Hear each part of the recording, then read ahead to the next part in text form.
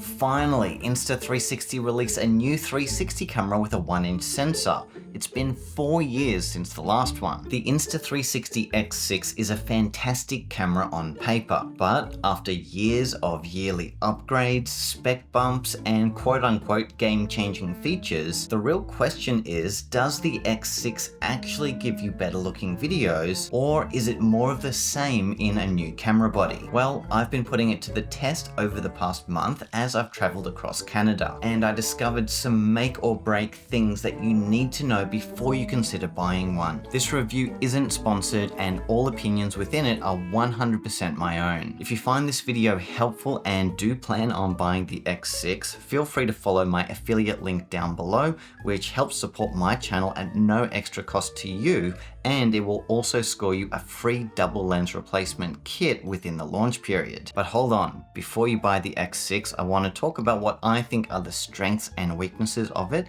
and whether you should upgrade from the X5 or whichever 360 camera you happen to own. Now let's start with the price of the X6, and you might want to sit down for this one. It's $699 US, which is a lot more than the X5 was when it was launched. This was only $549, yet the X6 is $699. The main reason is that it has bigger 1-inch sensors, which unfortunately always comes at a cost. I do just want to remind you though that when the One RS 1-inch came out in 2022, it was priced at $799, yet it was still extremely popular. A lot of people bought it, but it was more of the prosumer crowd, so people shooting for virtual tours or shooting content professionally. So I do see the X6 as a more professional version of the X5, but it's definitely going to be off-putting for a lot of people. Let's take a look at the design, and the biggest and most noticeable change with the X6 is the shape of it. And it's designed really differently to the X5 and X4. In that it's a lot shorter, wider, and has a noticeably bigger lens on each side. I suspect they've done this for people that shoot action and need a smaller profile that doesn't stick out as much from whatever they're mounting the camera to. I must admit, when I first saw this camera design, I laughed because it kind of looks like a badly done AI generation of what a future 360 camera would look like. Except it is a real camera. So Insta360 are clearly going in the direction of a smaller camera design to more rival something like a GoPro. And for this reason, I suspect that we won't see too many more 360 cameras shaped like this from now on. So taking a look at it up close, and you'll see that it's got big replaceable lenses, which has quickly become a must-have feature for 360 cameras. Underneath is what they are calling a windproof microphone. I'm going to test that later in the video, as well as a mode changing button here. On the side, you've got on and record, as well as a built-in microphone and USB-C charging port. On the other side, you'll find another microphone and the battery compartment, which has a pull-out battery. And also the micro SD card slot is hidden in here, and you will need a fingernail to eject this. I'm not a fan of this design choice because it makes it really fidgety when you're trying to get the SD card out while the battery is still inside it. You need a fingernail, and it's just too tight to come out easily. So if you change SD cards a lot, you may struggle with this. For my camera, I'm using this SanDisk 1TB SD card, which I'll link below. This battery though is 2600 mAh, which is an upgrade from the X5 by only a small amount. However, I found that the way they've engineered this battery allows the camera to run for substantially longer. Now I did 2 separate tests to test both the battery runtime and whether the camera would overheat. The first time I set it up to record 8K 50 using a high bit rate, and I put it out in the sun, and the camera recorded for just under an hour and a half before shutting off, not because it had overheated, because it certainly didn't, but it stopped because the battery ran out. So at those high specs, expect around 90 minutes of record time. I then changed the settings to 8K 30 with a standard bit rate, and this gave me a whole extra hour hour and 20 minutes of record time. Again, it was in direct sun, and while the camera did get warm, it certainly didn't get hot, and once more only stopped when it ran out of battery around the 2-hour 50-minute mark. So yes, I absolutely think this battery is an upgrade. Now keep in mind that this is just my experience from the tests I've done. Other people will do their own tests and get different results, shooting in different climates and so on. So take this test with a grain of salt. It's probably close to what you could expect to get. As for charging these batteries, I've found the X6 to charge extremely quickly. In fact, I timed it and I was able to get from 0 to 74% charge in just 20 minutes. Then I got to a full battery at just over 33 minutes. You will need a fast charger to do this, however, so just keep this in mind. Now finally looking at the front side, and we've got a microphone here and a display, which doesn't have any buttons on it like the X5 did. And the reason for that, when we turn the camera on, is that the buttons are now inbuilt into the display. And the way they've done this is by making the screen pressable with haptic feedback. So if I wanted to change modes, I would press down the screen like that with a little bit of pressure, and then change to the mode that I wanted. If I wanted to record, I would press down the screen, and it's recording. This is going to be very weird at first because you do need to apply a little bit of pressure to the screen to get these menus to respond. So it will take some getting used to actually press the screen with pressure. However, it is a good design move because it means that you have more of the camera body for the display. And this helps counter the space lost from not having a camera quite as tall. When you look at X5 and X6 side by side, the X5 screen is definitely bigger, although the X6's is wider. So there's a bit of a trade-off there where they seem to be prioritizing the small form factor of the X6 over having a bigger screen.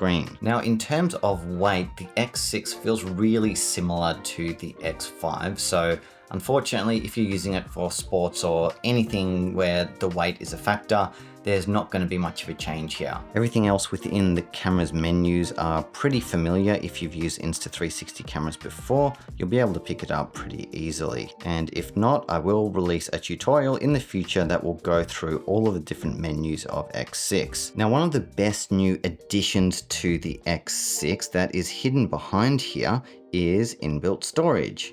This is a feature that so many of us have wanted for a long time, and we've never had it. But as you can see here, the camera has both SD card storage and 47 gigabytes of inbuilt storage, which is really handy for those times that you go out filming and forget your SD card. So that is definitely a great new feature that the X5 doesn't have. After using this camera for nearly a month now, I can't say that there's anything I miss about the X5 that I wish the X6 had in terms of the design. Even though it does have a smaller screen, it's a really bright screen, and the user interface is really big, which makes it easy to switch between the various modes. As mentioned, it does have replaceable lenses again, and this is what the replacement lens kit looks like. Replacing the lens, if you smash it, is now easier than ever. All you do is line this cap up with the lens, turn it to remove the lens ring, then out comes the lens, and in goes a new lens. Then you add the lens ring back. That took me literally seconds. The cost of this replacement lens kit is $27 for one or $33 for two lenses, which is very affordable. All right, now quickly I'm going to go over the main specs. The X6 shoots up to 8K 50 frames per second, 6K 60 and 4K 100 in 360 mode. It also shoots 120 megapixel photos, which is a big upgrade from the X5. Inside the camera body, you'll find dual custom Sony 1/1.1 inch sensors and a triple AI chip system. It also shoots in 10-bit, which is the first Insta360 camera, I believe, to do so. There's a lot more specs which you can check out on the website, and no doubt people aren't going to be happy with the sensor size and say that it's not a 1-inch sensor, rah rah rah. And they may be right, but to be honest with you, I don't really care. Specs to me are one thing, it's a piece of paper with numbers on it, but what really matters at the end of the day is image quality. So I'm not looking at the spec sheet personally, I'm just going to look at the image quality. So without further ado, Why don't we do it together? If you haven't already, I'd recommend watching this next section in full screen so you can better pixel peep the image quality. Also, you'll want to turn the playback resolution up to 4K in the bottom right menu. Now, all footage from this upcoming analysis was not color graded unless I specifically say so. So you can see exactly what the footage looks like straight out of the camera. While the resolution unfortunately hasn't changed with the X6, with the maximum being 8K, it does have a larger 1/1.1 inch sensor. And what this means is that a bigger sensor can improve low light detail, reduce image noise, and give footage a cleaner, more natural look. Another big thing that's changed with the X6 is the frame rate. While a bump from 30 to 50 frames per second doesn't sound like a lot, it's actually capturing nearly double the amount of frames every second, and this results in much smoother motion when moving the camera, and less motion blur that can look jittery with 30 frames. For handheld shots like this one, this is especially noticeable in the background. 50 frames a second is a much better frame rate for action shots than 24, 25, or 30, since it captures movement so much better and makes scenes feel more realistic. This frame rate increase in 8K mode does truly feel like an upgrade from previous generations and makes the X6 a great fit for anyone who shoots sports, vehicles, vlog, or travel. The dynamic range is also really impressive. Here I tried challenging it by putting the sun behind my head in this already mixed lighting tree canopy, and it resulted in very few blown out highlights or crushed shadows. I'm also impressed at how well it's exposed my face here, as usually it would be much darker with other cameras in the same situation. The X6 now shoots in 10-bit, which means that the camera is now recording a lot more color information compared to previous generations, giving you smoother gradients and more flexibility to adjust the image in editing. The colors here look really good straight out of the camera with no color grading whatsoever, and the standard color profile should deliver enough color vibrance and contrast to not need any color grading. A headline feature I know a lot of people are talking about is iLog, which shoots a flat, desaturated image that preserves more highlight and shadow detail, giving you more flexibility to color grade your footage for even better results. Personally though, I never shoot in log, and while these shots do look great, I found it hard to grade them, and I don't think this is something that beginner creators will want to do with every single shot, compared to just shooting in the standard color profile and having all the colors already looking great straight out of the camera. In low light, it performs extremely well thanks to the new bigger sensor combined with pure video mode. It was genuinely nighttime here in this scene, yet the X6 makes it look more like dusk. Here it is at an extremely dark museum in Ottawa, and again it's performed really well, and this footage is definitely usable. One thing I'll say that I don't love about the X6 is that Insta360 have forced the adaptive tone feature that was previously optional with the X5, and it applies it by default when you reframe your X6 footage. And while the intentions are good in helping you even out the exposure of your shots,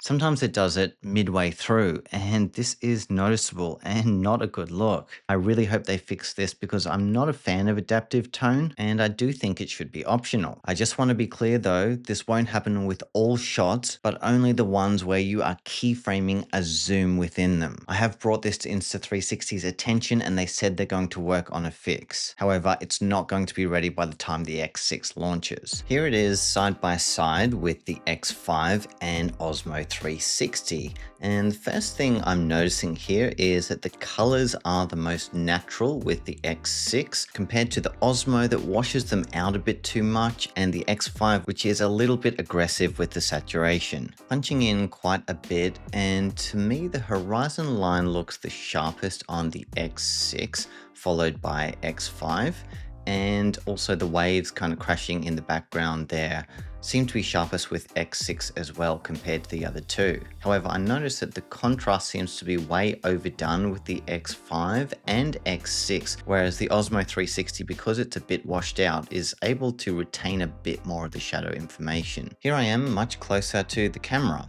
and this time the first thing I'm noticing is that the X6 is lighting up my face the best of the three. This is obviously really important if you're filming yourself. You don't want to be in too much shadow, and it seems to perform the best with the X6. Also, lens flares are performing much better than the Osmo, which is really blowing out the sun there, and the X5 is doing okay, although there is a bit of flare there. Here I am outside walking through mixed lighting with the three cameras, and again, the X6 is lighting up my face the best of the three, although I'm also noticing that the Osmo is retaining the highlights the best of the three, which is definitely a win for the Osmo. Also, as I turn with the camera, the X5 and Osmo by far are outperforming the X5. In terms of capturing the background motion, it actually feels a bit jittery with the X5 compared to the other two that are really crisp with any kind of either camera movement or background movement. Here inside this aquarium at Winnipeg Zoo, I'm noticing that in this unique kind of mixed lighting, the X6 and Osmo easily have the best dynamic range, and this is because they both have large 1/1.1 inch sensors, whereas the X5 with a smaller sensor struggles with this kind of lighting, especially around the highlight areas of the shot where it's not able to capture that detail. The colors also look the best and most natural with the X6, and it avoids that overly blue tone that wasn't actually there in real life. It's got to be said as well, the 50 FPS on the Osmo and X6 looks amazing with this type of underwater scene, so I really do see the X6 as performing very well for any kind of underwater shots. Here I put them side by side in low light, and with the two Insta360 cameras I'm using pure video mode, and with the Osmo I'm using super night mode, and all of them look good. I'd say that the X6 is the most detailed. If you look at the boardwalk at the bottom, you can see the most amount of definition in each plank of wood. Punching into Chateau Frontenac here in Quebec City. And again, the detail is the best with the X6. You can see the individual bricks here on the facade, whereas you can't with the Osmo, and you kind of can with the X5, but it's not as good as the X6. So yeah, absolutely, I would say that the X6 is the best by far in low light. As you can see, the dynamic range here is so much better compared to the other two, and it's just looking a lot more natural and inviting. By the way, if you're ever in Canada, I would strongly recommend checking out Quebec City, which is an absolute hidden gem of a place. All right, now for the sake of being unbiased, I've jumbled up the three and I'm going to play them side by side here, and you be the judge. Which of these three images do you think looks the best? What are you noticing? Are any of them different in color or contrast? And the motion, how does it look? What's your opinion on this? And here are the answers. We had X6 followed by Osmo 360 followed by X5. All of them performed well, especially in bright sunlight, so I would definitely say that you can't go wrong with any of these three cameras. However, again, my pick of the three was the X6 for all the reasons I've just talked about. Now let's talk about slow motion, and you can definitely slow the 8K 50 down to 50% speed to get a basic slow motion effect, or switch over to 6K 60 frames a second, which is just enough for quality slow motion shots. If you need slower, you can drop the resolution again down to 4K, which will give you 100 frames a second, which can look surprisingly good as long as you keep the angle wide. 4K in 360 is really low resolution though, and as a result, some scenes will probably lack sharpness. It would have been nice if Insta360 were able to increase the frame rate to even 4K 120, but unfortunately that wasn't the case. Insta360 claims that it shoots bullet time shots at 8K 100 frames per second. And while this shot inside a giant head sculpture in Calgary looks great, I wouldn't say it looks like 8K, especially since these shots can't be reframed in any other way due to it only capturing half of the overall 360 sphere. Alright, now let's talk about audio, and here's what the X6 sounds like when I talk directly into the front-facing microphone. This is a test of the internal microphone of the X6. I'm in a somewhat windy environment here in Banff National Park in Canada, and I'm using the in-camera mic. How is it? Can you hear me? Is it clear? This is a sound test with the X6 at the top of a waterfall over there. It's extremely windy, so windy that it's hard to stand up or wear a hat. So I'm testing to see how good the inbuilt mic is with the X6. So this is me about a foot from the camera. Can you hear me? I'll extend it a bit further now. And here I am about a meter away. Can you hear anything at all? We will see. So overall, between the three, I reckon it's performed really impressively for what is like a little hole in the camera.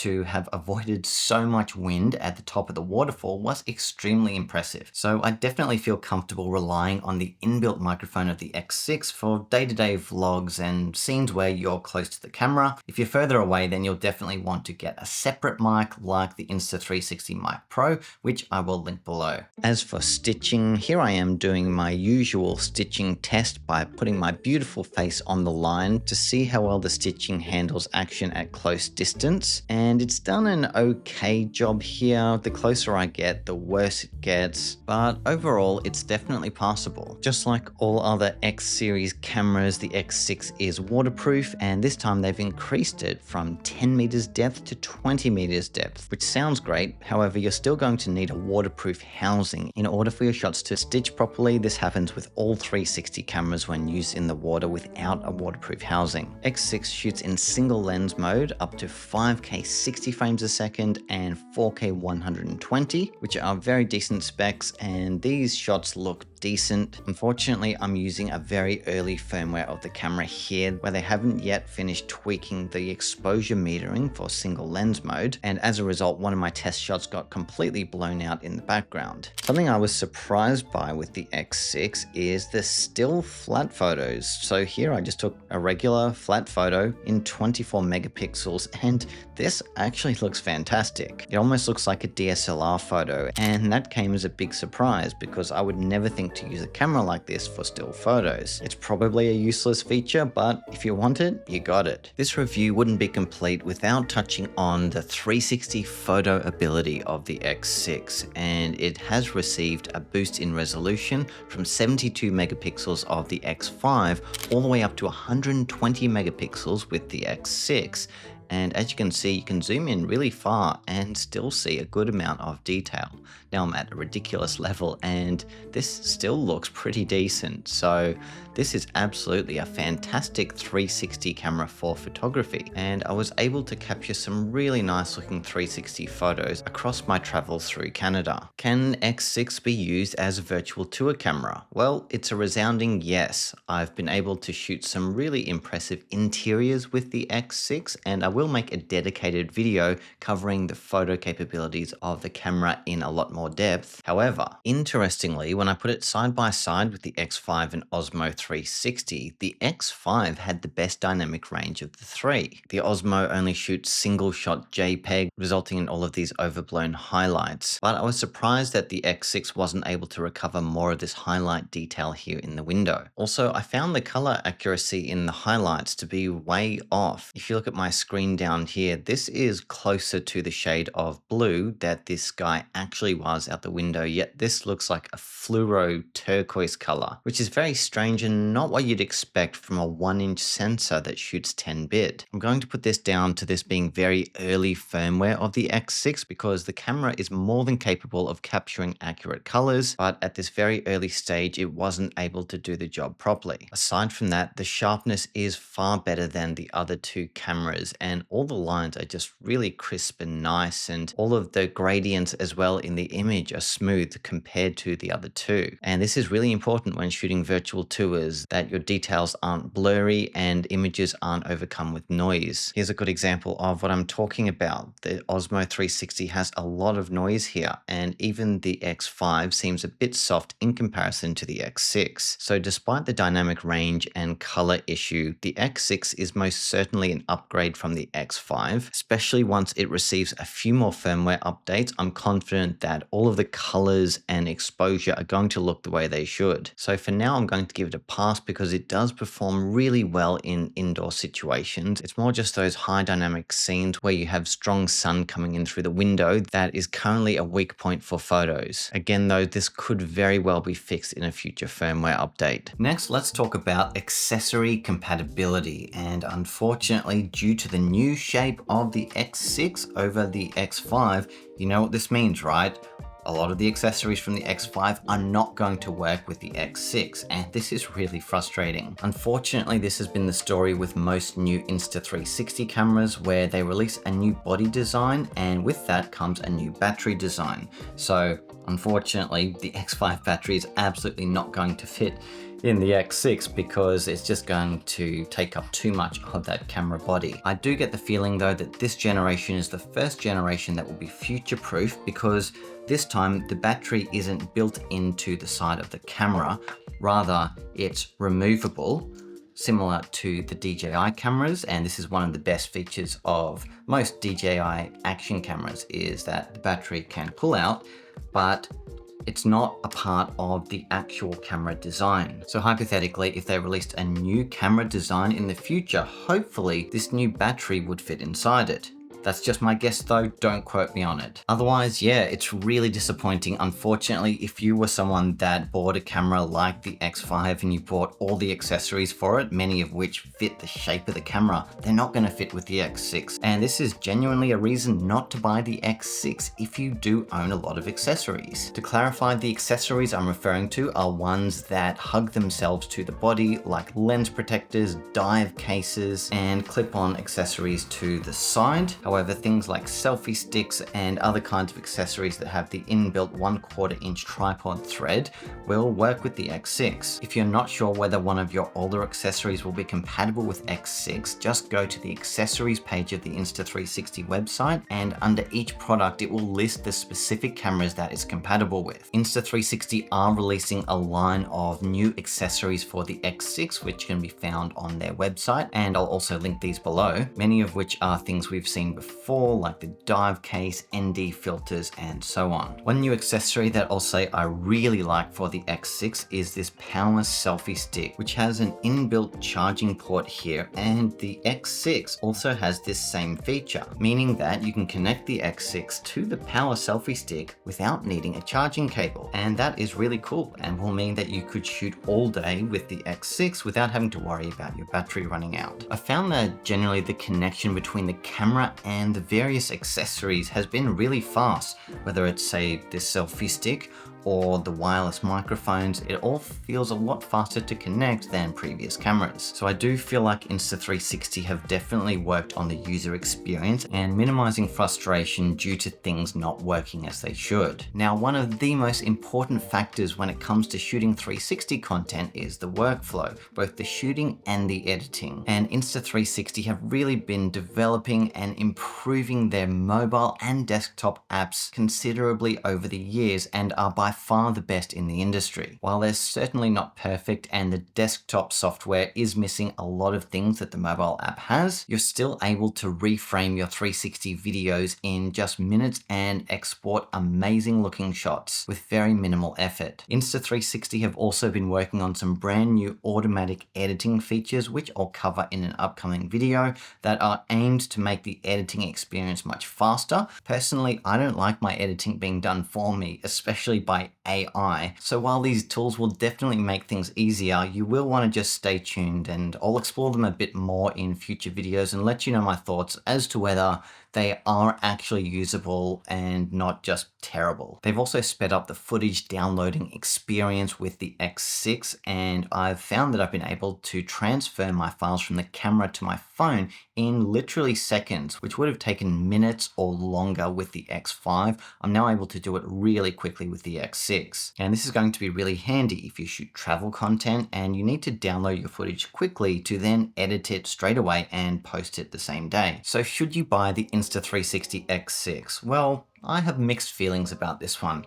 I'd say if you have an older camera and you haven't upgraded in years, then it really is an obvious upgrade and will be a night and day difference in terms of video and photo quality, as well as user experience and workflow. X6 is the best consumer 360 camera on the market right now by far, and you won't be disappointed. The shots are awesome and totally worth the price you'll pay, even though that price is on the higher end compared to previous X series cameras. If you're coming from the X5, however, it's a lot closer. While yes, the video quality is noticeably better, and I love shooting in 50 frames per second, and I feel like it's taken my content to a new level, for the price of $699, it's harder to justify upgrading from this to this if you're only a casual content creator and don't need the latest and greatest technology. On the flip side, if you shoot a lot at night or action or anything where you're moving the camera around a lot, then I do think the image quality is enough of an upgrade to go from the X5 to the X6. But if you're just shooting fun tiny planet shots for Instagram, then the X5 is more than enough. I do feel like with this release that Insta360 have been going through the list of all the problems people have had with their previous cameras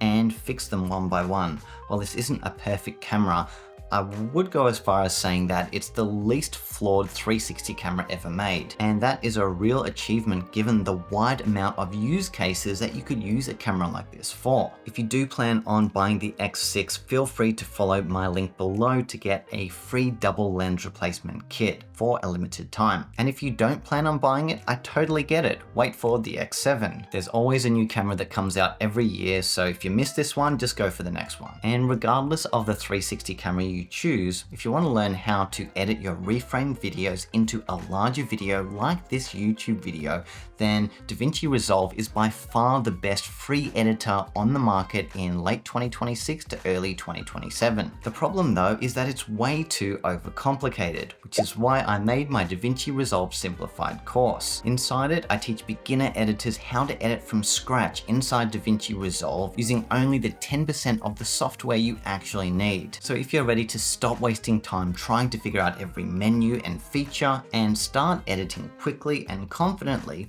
then feel free to check out the course, which I'll link below. By the way, there's rumors of a DJI Osmo 360 II coming out soon, although nothing has been confirmed at the time I'm making this video. If you'd like to see a review, let me know down below. However, the bad news is looking at the DJI store here, when I switch it over to the US, it seems to be still not available for purchase, and this is the main market for 360 cameras. So unfortunately, it seems DJI have a distribution issue with their cameras that is preventing them from reaching a fully international market. Alright, so what are your thoughts on the Insta360 X6? Is it a winner, or are you going to wait for the next generation? Let me know down below. No doubt I've missed a whole bunch of stuff in this video. If there's anything specific you want me to cover in the future, let me know down below, and I'll definitely be making some future content that cover the best features of the X6. So be sure to subscribe for those.